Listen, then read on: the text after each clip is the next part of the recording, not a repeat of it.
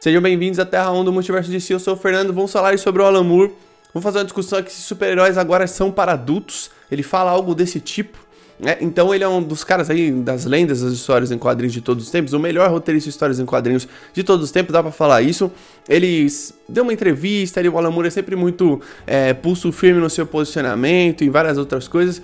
Vamos falar um pouco sobre ele querendo ou não, ele é uma das lendas da DC Comics, ele querendo ou não. Vamos falar aqui, mas lembrando que todos os dias aqui tem dois vídeos, um de manhã às 7h45 e um à noite entre as 7 e as 8 da noite, beleza? Todo santo dia tem vídeo aqui, já fala bastante, né? Mas o ano que vem começa o DCU com Creature Commandos e eu espero que vocês estejam preparados porque vai começar a narrativa com essa animação que muita gente não tá muito hypado aí, eu sinto isso, lógico, a DC perdeu o hype há muitos anos, mas eu digo no sentido de tipo, agora começa uma coisa planejada, então precisa ser boa, não é mesmo? Vamos falar sobre algumas coisas que o Alan Moore falou, eu vou ler algumas coisas que ele falou aqui, se liga só, eu quero muito saber a opinião de vocês sobre essas coisas que ele falou. Olha, ele tá falando sobre convenções de quadrinhos, a primeira coisa, que ele fala o seguinte: descobri que nas convenções de quadrinhos eu conversava com as pessoas e elas olhavam pra mim como se estivessem tendo algum tipo de experiência religiosa, em vez de uma conversa comum. Então eu meio que me aposentei no que provavelmente pensei originalmente que era a vida de um escritor, onde você fica sentado em casa e escreve livros. Depois ele fala sobre as adaptações das obras dele, né? E o fato dele recusar o dinheiro. Por exemplo, tem o filme do Watchmen, tem o filme do V de Vingança, tem série do Watchmen. Tudo isso gera royalties, né? Que os escritores recebem, que é um valor, acredito que seja alto. Ele falou aqui sobre recusar todo o dinheiro, né? Que tem direito das adaptações de seu trabalho.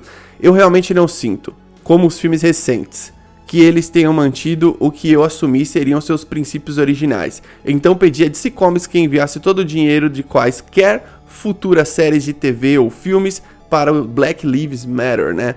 E aí ele fala aqui no final, né, sobre a gentrificação dos quadrinhos depois de Watchmen. Essa aqui é uma coisa que vai gerar bastante discussão. Aquele bairro foi tirado do alcance de seus habitantes originais, ou seja, crianças. Agora os quadrinhos são chamados de graphic novels, o que parece sofisticado e você pode cobrar muito mais por eles. O que mais me atrai nos quadrinhos não existe mais. E esses personagens de super-heróis inocentes, inventivos e imaginativos dos anos 40, 50 e 60 estão sendo reciclados para um público moderno como se fossem comida adulta. Bom, Alan Moore, ele, pra quem não sabe, você que tá começando agora no mundo dos quadrinhos, ele é o melhor roteirista de quadrinhos de todos os tempos. Acho que dá pra falar isso, não é verdade? Você que é leitor de quadrinho, escreve aí a sua opinião.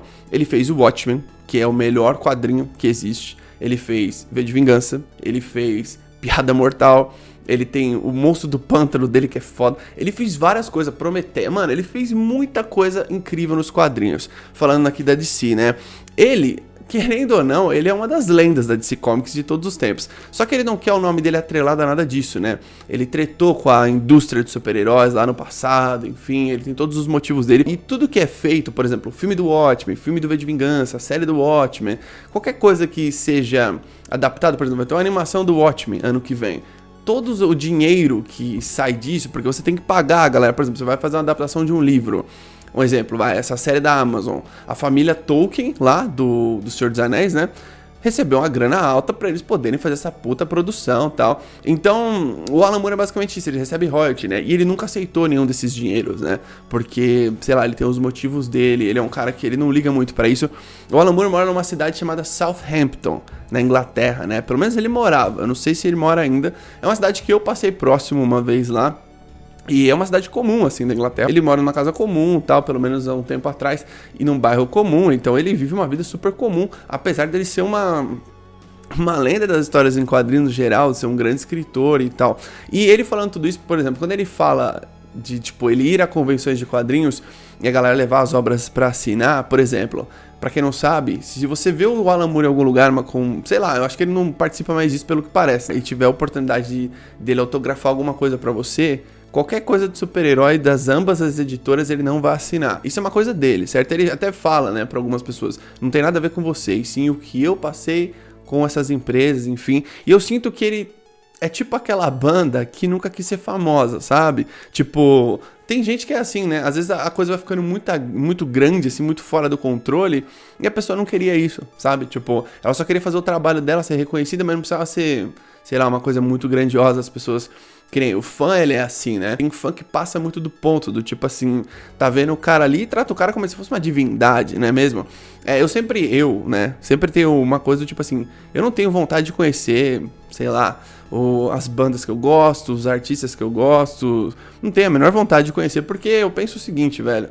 Essa galera vive num mundo completamente diferente do meu e de todos nós aqui, que o mundo gira em torno dessa galera, né? O Alan Moore nem tanto, mas eu digo assim, pessoas famosas, sabe? Eu não tenho muito essa vontade de querer conhecer pessoas famosas. Eu acho que a minha admiração é de longe, entende? Tipo, então, o Alan Moore, ele é mais ou menos esse cara do tipo...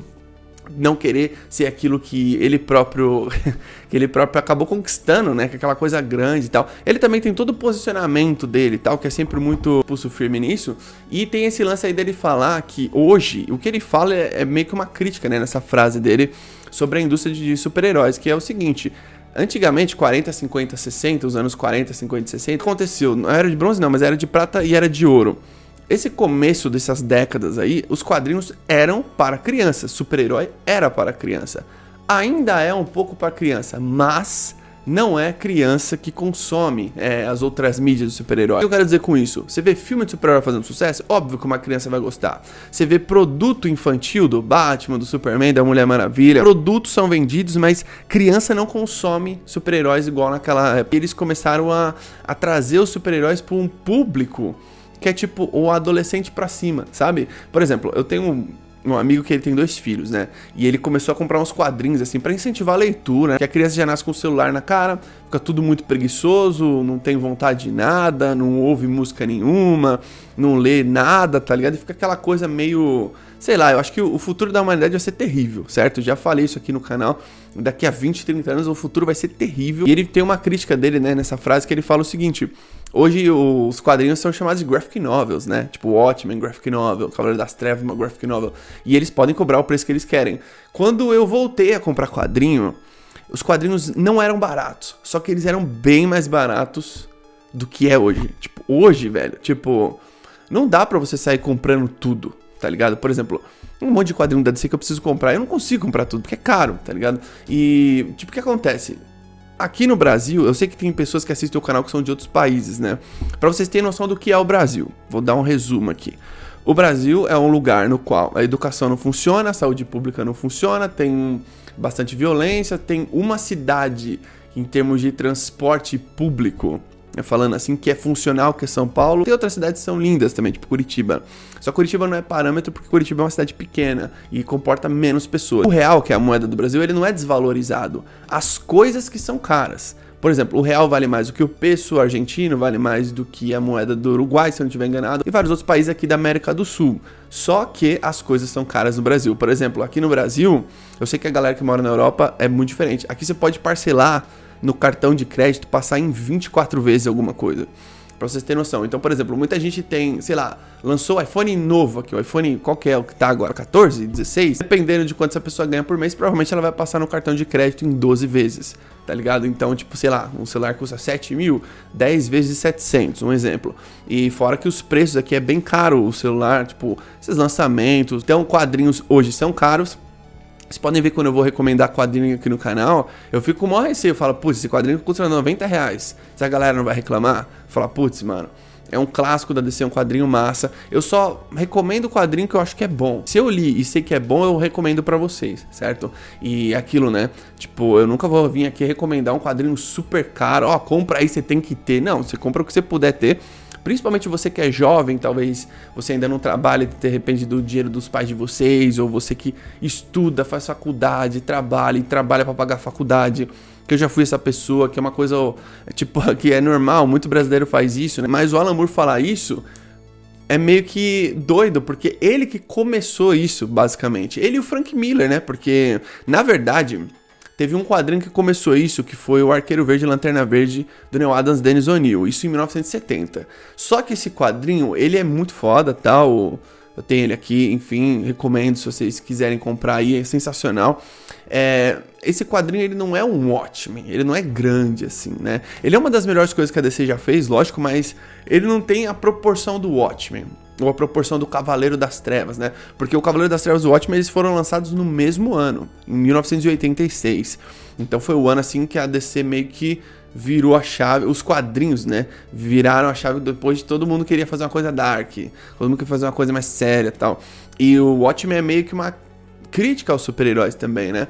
Não é sobre super-heróis, isso que é um quadrinho espetacular, né? E o Frank Miller também faz um Cavaleiro das Trevas extremamente sensacional e tal. E assim, ele e o Frank Miller, acho que, eu não vou falar só o Alan Moore, mas ele e o Frank Miller, eles foram responsáveis pela indústria começar a olhar para os quadrinhos de uma maneira diferente, os super-heróis de uma maneira diferente, né? E aí você começa a ver várias outras coisas. Então, tipo assim, hoje em dia a maioria dos quadrinhos não são mais para criança. Uma criança de 7 anos, 8 anos que tá já alfabetizada, lê quadrinhos, dá. Só que você tem que escolher bem. Por exemplo, hoje na DC, se eu for falar para você recomendar pro seu irmão pequeno, pro seu filho, pra sua filha, um quadrinho para começar a ler, eu recomendo Batman e Superman, os melhores do mundo.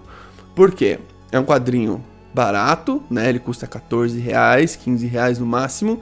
Você compra um por mês, tipo assim, mensalmente. Acho que dá pra você pegar um ali por mês. E ele é mais curto. Ele não é aquele quadrinho grande, porque criança hoje em dia é muito louco. Criança hoje em dia não quer ler nada. Tipo, se você pega um quadrinho assim, um pouco mais extenso de 100 e poucas páginas, a criança já meio que não lê. Fala assim, ó, como quadrinhos são legais, olha como o Batman é legal, o Superman é legal. E assim, aparecem vários outros heróis, desenhos do Dan Mora é ótimo. O roteiro do Mark Waid é ótimo. Mark Waid entende muito de super-herói da DC Comics, principalmente. Quando você é colecionador, você tem umas manhas, do tipo assim, pô, esse quadrinho tá caro, vou esperar um pouco baixar e depois eu não sei se eu vou comprar ele. Aí eu pego, sei lá, um quadrinho usado mesmo. Tem gente que compra quadrinho na Shopee, tem gente que compra quadrinho em sebo, né, em lojas assim físicas, que tem uns quadrinhos já semi-novos ali usados. E tem gente que compra quadrinho na loucura mesmo. Tipo assim, eu quero o ônibus, sei lá, do Superman, a morte do Superman. Tá R$500. Pô, beleza, passar aqui em 5 vezes no cartão de R$100, pago R$100 por mês e beleza. Aí 5 meses acaba isso daí. Porque dá pra fazer essas paradas. Só que quando o cara é colecionador, ele compra, sabe? É que nem colecionador de vinil. É doença isso daí. Isso é doença. Ser colecionador, se você é colecionador de quadrinho, você é doente igual eu. A gente é doente. Aceita. Uma vez um maluco falou assim pra mim: não, eu sou controlado, compro quadrinho todo mês, mas o meu vício é controlado. Você compra quadrinho todo mês, seu vício é controlado. Você tá começando a colecionar, vai primeiro no seu personagem preferido, aí depois você vai nos outros, aos poucos, você vai abrindo o seu horizonte, vai vendo quais são os escritores bons. Por exemplo, tudo da DC que tiver o nome Alan Moore no roteiro, que vem o nome na capa do quadrinho, você compra. Pode comprar sem medo, porque não é ruim. É pelo menos bom, ou é foda, ou é genial. Esses 3 níveis. Eu nunca vi um quadrinho ruim do Alan Moore. Se você conhece, escreve aí nos comentários, que eu estou curioso em saber. Até o Wildcats do Alan Moore é muito bom e ninguém fala desse quadrinho, né? James Gunn falou desse quadrinho esses dias, mas eu acredito que hoje em dia quadrinho é uma coisa muito mais nichada, muito mais difícil, muito mais inacessível pra muita gente. E o que você acha de super-herói ser pra adulto? Acho que super-herói hoje é muito mais pra adulto do que pra criança. Criança, tipo assim, acessa os super-heróis em outras mídias, tipo videogame, tipo, sei lá, uma animação mais infantil, até pega outros públicos, mas se você fizer uma pesquisa, o maior consumidor de super-herói hoje é adolescente e adulto, não tem criança, tá ligado? É sei lá, um moleque de 13 anos pra cima. Deixa aqui embaixo nos comentários a sua opinião. O que você acha do Alan Moore aí, as palavras dele, os posicionamentos do Alan Moore, os pensamentos do Alan Moore. Eu acho o Alan Moore um cara, em termos de roteiro, um cara genial. Não tem o que falar dele. Em termos de escrita, de sabe, texto, de ter algo a dizer. Ele é um cara incrível nesse aspecto. Mas o que você acha dele? O que ele fala aí fora dos quadrinhos e tal? Qual obra do Alan Moore que você acha que fora da DC que é sensacional também? Deixa aí embaixo sua recomendação, beleza? E se você acha que quadrinhos é pra adulto mesmo, você acha que virou um nicho muito mais difícil, muito mais inacessível por conta de preços e de várias outras coisas. Mano, tem quadrinho hoje de 150 páginas que custa R$150, tá ligado? É tipo como se você estiver pagando R$1 por página, é um negócio bizarro, tá ligado? Que você vê, assim, você fala, não é possível que esse quadrinho tá custando esse preço, entende? Mas enfim, deixa aqui embaixo nos comentários sua opinião sobre tudo isso, beleza? Tamo junto, até a próxima.